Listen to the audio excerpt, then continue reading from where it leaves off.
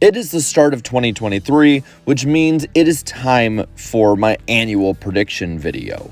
And today, we're going to look at 23 NASCAR predictions for 2023. I'm letting you know now, I want to go kind of crazy with them. I don't want to just do easy predictions that'll be layups because that's pretty boring to do.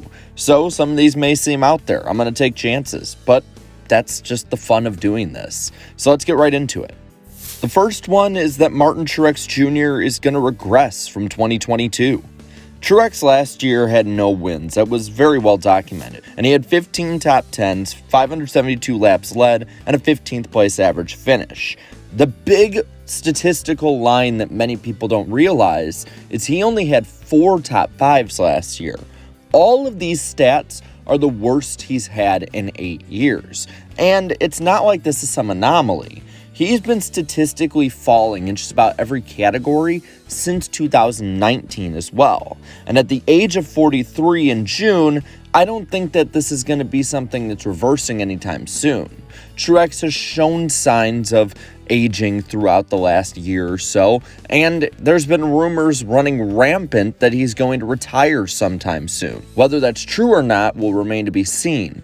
But I do think that he's going to go down in performance again. I wouldn't be surprised if he has a year of 0 wins, 3 top 5s, and maybe 9 or 10 top 10s this season. Number 2 will cover all the Penske 2s, as I think all 3 Penske drivers are going to win multiple races in 2023. Now, of course, you got Joey Logano. He just won 4 races last year, was a defending champion, and I think that when he's been winning multiple races in 4 of the last 5 seasons, it's a pretty good slam dunk to say that this is probably going to happen again. The man has not been winless since 2011, and I don't see any chances of that changing this season. Now, Ryan Blaney is a bit more of an oddball with this. Blaney has been incredibly consistent. He's been one of the most consistent drivers in NASCAR, and it's kept him in the championship conversation, even though he went winless last season.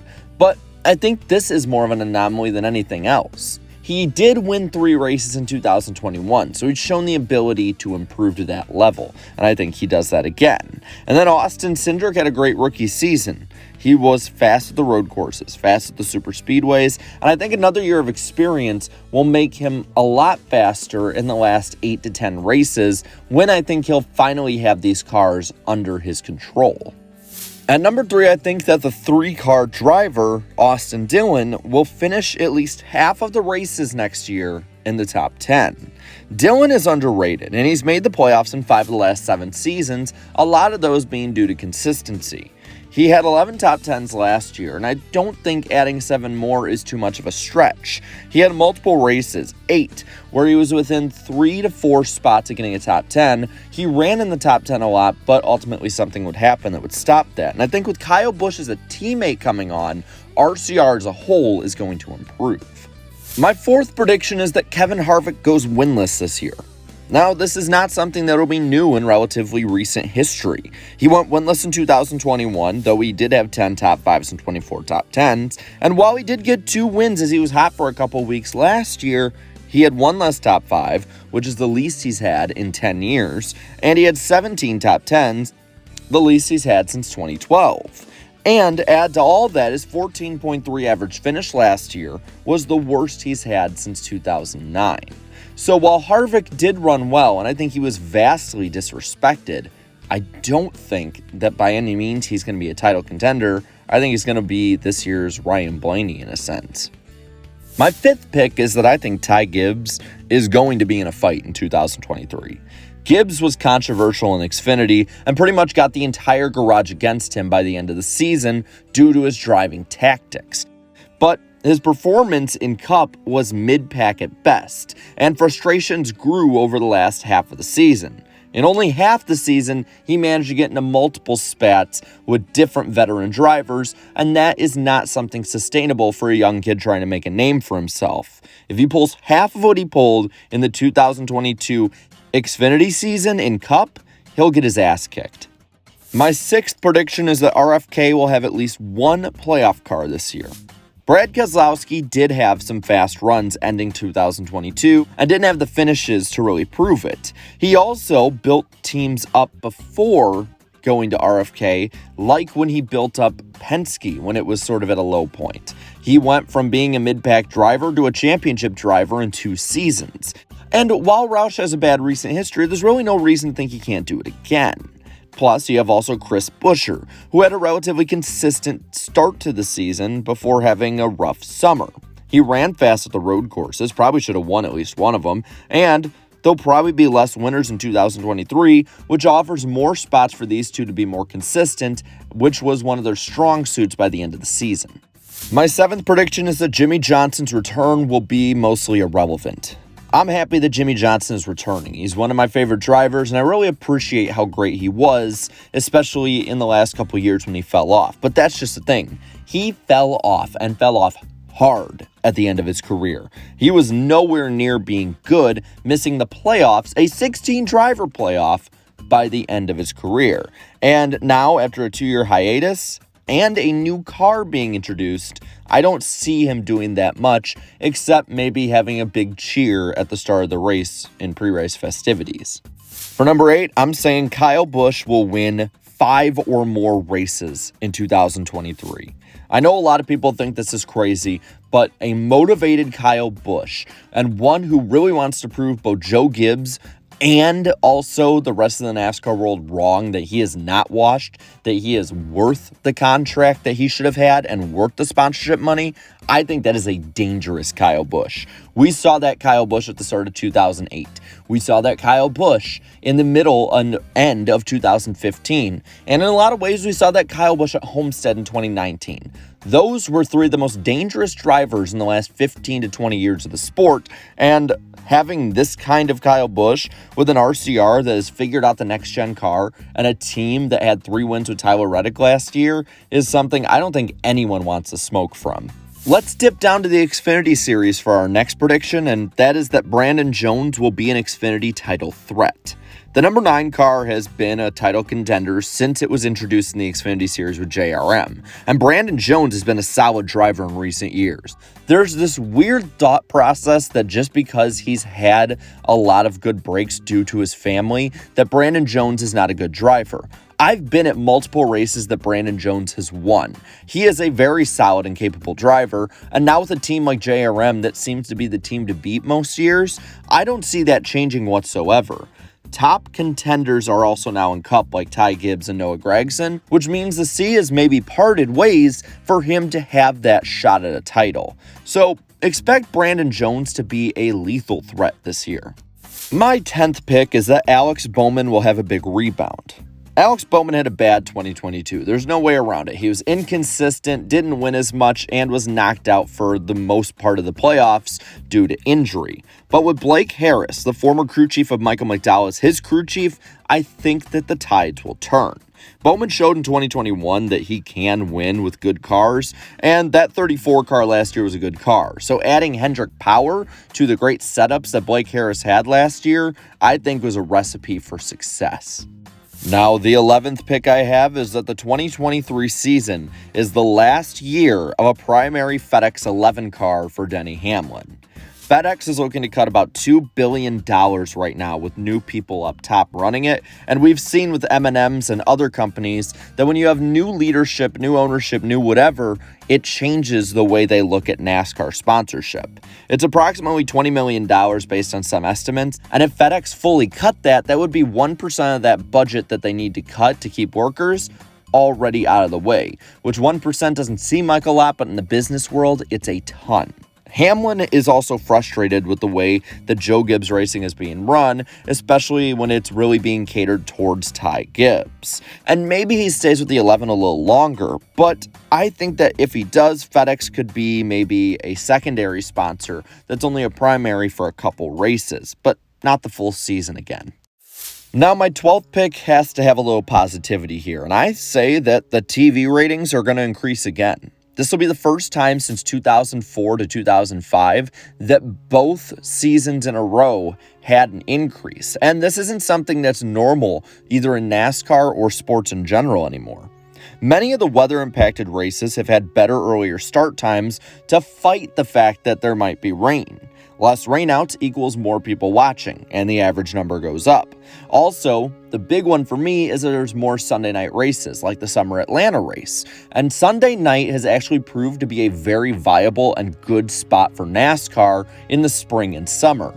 NASCAR and the networks are really making some great moves with the schedules, and I think it's going to pay off at the viewership window. Sticking with the TV predictions, the lucky 13th one is that TV negotiations will be ugly, and the splits are going to be very public. Teams are already on edge with NASCAR. NASCAR has not really capitulated to much of the team's demands, and all have but asked them to just keep cutting costs and workers to make things work. Now, Fox has said they need NASCAR, so Fox is probably already locked in for the most part, but ESPN and NBC have both been rumored. And with the ability to get more money from each of them, I see the teams in NASCAR being very public this time on different demands, which is going to be a very big change from the last couple negotiations. This decides the future 10 years or so of NASCAR, and I think that they all know how big of a deal this is. My 14th prediction is that Bubba Wallace wins multiple races this year. Bubba has had 2 wins in 2 years, and with the expectations put on his shoulders from joining 2311 and the expectations on 2311, it's been an all-around disappointment for the most part. He's been a sub-20th place driver for the good part of a year and a half, but that last half of 2022, performance-wise and speed-wise, was probably the best of Bubba's career. And every year 2311 starts bad, so if they don't this year, he will be a very big threat. He had great speed at mile and a halfs, super speedways of course, and Michigan, and he also improved his craft at road courses, which was his Achilles heel for a long time. This year is put up or shut up for Bubba Wallace, and I think that he puts up. 15 is that NASCAR announces the Brickyard 400 returns. This has been rumored basically since the Indy Road Course was announced in 2020. While the Indy Road Course, in my opinion, has had better racing, it has also been a wreck fest, which I don't appreciate and many fans don't as well. Many fans and teams that haven't been at the track have also asked for the Brickyard 400 to come back, and the numbers actually support this, as on average, many more watch the Brickyard 400 when it races at scheduled time than viewers of the Indy Road Course. And road course racing in general is lower viewed by NASCAR fans than pretty much any other form of racing in NASCAR, with the exception of short tracks. My 16th prediction is that AJ Allmendinger is going to be the biggest dark horse of 2023. Obviously, his prowess of the road courses is known, and he's probably going to get at least one win there, as he was very close last year. He's good at super speedways, and so was Colleague, and he showed at the end of 2022 that he's pretty good at mile and a halfs. Allmendinger seems to be in the best form as a driver he's ever been in, both mentally and also in talent. And Colleague has been on the upswing as well and doesn't show any signs of slowing down. And I think that combination could make a dark horse not only just for the playoffs, but I think for the championship. My 17th prediction is that North Wilkesboro actually is going to disappoint a lot of fans. Now, I think the race is going to be good, and I think it still could disappoint. And it's nothing having to do, for the most part, with the racing to start with. It's for the fact that for 27 years, many of these fans like me, who weren't even born the last time NASCAR raced at North Wilkesboro, have been given this story that it is one of the greatest tracks that's ever graced the sport of auto racing. And while I think that's true historically, I think it also is a track that's going to race more like a Richmond, which many fans hate. And the short track package this year is rumored to stay the same or be very similar to last year's, which most fans found underwhelming. NASCAR fans tend to be over-emotional, and I think that if this race is nothing short of the greatest all-star race ever, fans will complain about it. Sticking with new venues, my 18th prediction is that the Chicago Street Race will be the biggest demolition derby we've seen in a decade. The course has many 90-degree corners, and many of these corners, if not all of them, are very thin and narrow parts of the track where it's going to be very easy to bottle up every car. We saw it in iRacing, and while iRacing isn't a perfect one-to-one ratio of real life, I think that in this aspect, it probably will be. My 19th prediction is that Dale Jr. will announce a move to Cup in 2024 for JR Motorsports. It sounded like JRM was close to going up from 2022 to 2023, but ultimately it just fell through. And while I think that it's still kind of a long shot, Junior has talked in depth on his podcast before about why and how he would want to get up there. And I think that with the new TV contract, it may make being a team owner easier in the fact that you know how much money is coming your way. My 20th prediction is going to go with the Xfinity Series, and I'm going to say this: Riley Herbst will surprise people in 2023. Herbst has been a perennial underachiever. No one is arguing that. And I think with the equipment he has, it's justified in a lot of ways. But he has shown a lot of improvement, and a lot of times, if you look at finishes, he's been the closest driver behind those finishes, and he started to get up and mix it up a little bit more. He's shown a lot of improvement, and I think with many like Ty Gibbs and Noah Gragson going to Cup, the stage is set for him to make a big jump this season. We're going to start ending on a high note here, as my 21st prediction is that no next-gen injuries will be recorded this season. A big storyline last year was that many drivers were getting hurt in crashes with the next-gen car, but NASCAR has worked a lot this offseason and even during the end of 2022 to try and nullify that. Since 2001, NASCAR has had a huge track record of safety, and this was a big turn away from that, but I think it is an anomaly. I think that even with the minimal changes NASCAR's made, it's going to make a huge difference, and drivers are going to feel it in a very, very good way. My penultimate prediction is that Carson Hocevar will finally score a win this season. He's ran up front the last 2 years in the Truck Series, and I think that even with some of the bad moments he's had, like at IRP and Talladega, he is still somebody that fans really want to see win. And with my 23rd and final prediction, I say this: the Auto Club Speedway will end on a high note. The Auto Club Speedway is being converted into a short track. It's happening. They're tearing down grandstands. They're tearing down stuff in the area. They're doing everything possible to have the quickest turnaround and make this a half-mile short track. And the next gen rejuvenating the intermediate style racing, especially at Auto Club, with last year's race being one of the best in years, has made fans jaded to this. Fans have asked for short tracks for years, but now that they get one in this kind of way, I can't help but understand why fans would be upset. And I'll say this: I think that this race is going to be one of the best Auto Club races ever. I have no reason to think it won't be, as it's shown to have great racing with this car, and now the teams understand it more than they did last year. So I think this is going to be a really fun send-off for what was a really good track. And there you have it. Those are my 23 NASCAR predictions for the 2023 season. Now, I'm passing on to you. What are your predictions for 2023? Let me know down in the comments below. While you're at it, leave a like on this video, share this video, and subscribe to my channel for more great NASCAR content. Thank you to all my channel members for your continued support, and until next time, have a good one.